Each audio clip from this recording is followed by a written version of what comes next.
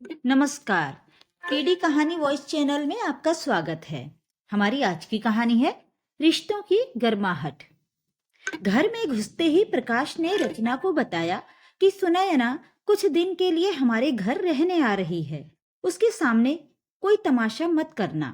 Mummy papa तो रहे नहीं, अब उसके पास हमारे सिवा कौन है मायके के नाम पर। मैंने उसे बताया था कि तुम्हारा पथरी का ऑपरेशन होना है। डॉक्टर ने बोला है जितनी जल्दी हो सके उतनी जल्दी करा लो। तुमसे मिलने के लिए ही अपने बच्चों को सास ससुर के पास छोड़कर वो यहाँ आ रही है। तुम्हारी बहुत चिंता कर रही थी वो, शायद इसीलिए खुद को रोक नहीं पाई आने से। रचना रसोई में से अपने पति के लिए चाय बनाकर ले आई और कहने लगी, सर्दियों में भी आपकी बहन को चैन नहीं, मुंह उठाकर चली आती है रहने के लिए। गर्मियों की छुट्टियों तक तो ठीक है, लेकिन इतनी ठंड में मुझसे तो अपने ही घर का काम सही से नहीं होता। मैं कैसे उनकी जिम्मेदारी उठा सकती हूँ। उन्हें तो पता भी है मेरी तबीयत ठीक नहीं रहती। खुद के घर तो काम वाली भी लगी हुई है, यहाँ तो सारा काम अकेले ही करना पड़ता है। अब तो डॉक्टर ने भी साफ साफ ऑपरेशन करने को बोल दिया है। उसमें ही कितने पैसे चाहिए, जाने कैसे पैसों का इंतजाम हो पाएगा। कुछ दिन पहले ही तो इतने पैसे अनुज के इंजीनियरिंग कॉलेज में दाखिला कराने में लगे थे। अब तो मैं भी कपड़े नहीं सिल पाती हूँ, कुछ देर तक बैठा नहीं जाता। सबको मना कर दिया है मैंने। अम्मा खुद तो दुनिया से चली गई और तुम्हारी बहन की जिम्मेदारी भी मेरे गले पड़ गई। पहले उनकी पेंशन आती थी तो थोड़ा बहुत गुजारा चल जाता था। देखो रचना, तुम चिंता मत करो, मैं सब पैसों का इंतजाम कर लूंगा। बस तुम अपना ध्यान रखो और मेरी बहन के साथ भी अच्छी तरह से रहना। वो कुछ लेने के लिए नहीं, तुमसे मिलने के लिए ही यहाँ आ रही है। रचना बिना कुछ कहे ही रसोई की तरफ खाली कप उठाकर चली गई। प्रकाश भी मन ही मन काफी परेशान था। एक छोटी सी बर्तन की दुकान ही तो है उसकी। पिताजी की सरकारी नौकरी होने की वजह से उसकी माँ की पेंशन आती थी, जिससे घर का खर्चा अच्छी तरह चल जाता था। लेकिन उनके मरने के बाद घर की आर्थिक स्थिति थोड़ी सी डामाडोल हो गई थी, क्योंकि उसने अपने बेटे का भी प्राइवेट इंजीनियरिंग कॉलेज में एडमिशन करा दिया था। रचना भी कपड़ों की सिलाई किया करती थी।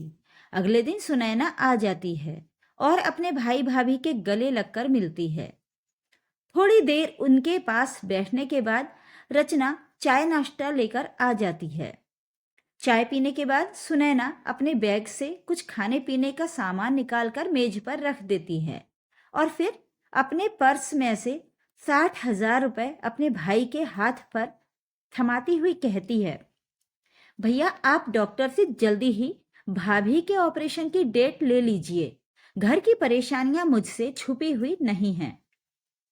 मम्मी और दिनेश जी ने ही मुझे यहाँ पर पैसे देकर भेजा है और ये भी कहा है कि तुम अपने मायके में जब तक तुम्हारी भाभी बिल्कुल ठीक नहीं हो जाती तब तक रह सकती हो।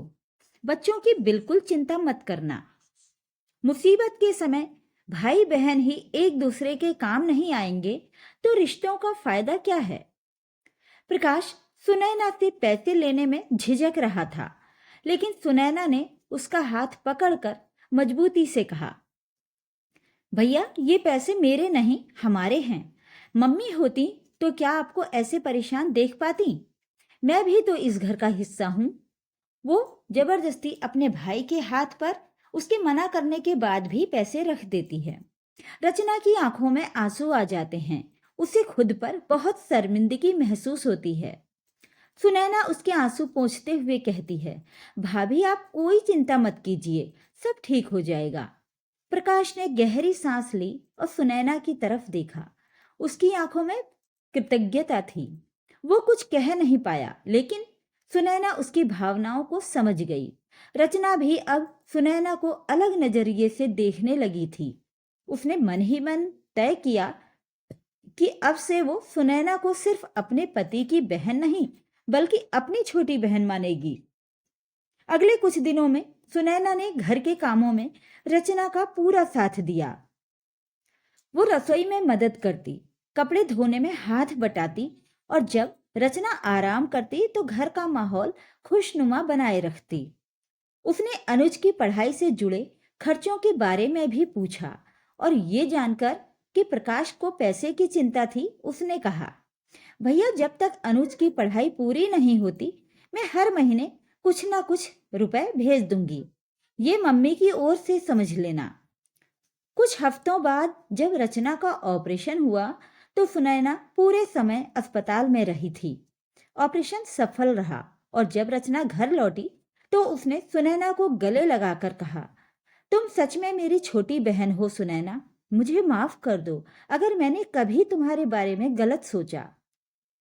सुनैना हंसकर बोली, भाभी आप मुझे माफी मांगकर अजनबी मत बनाइए।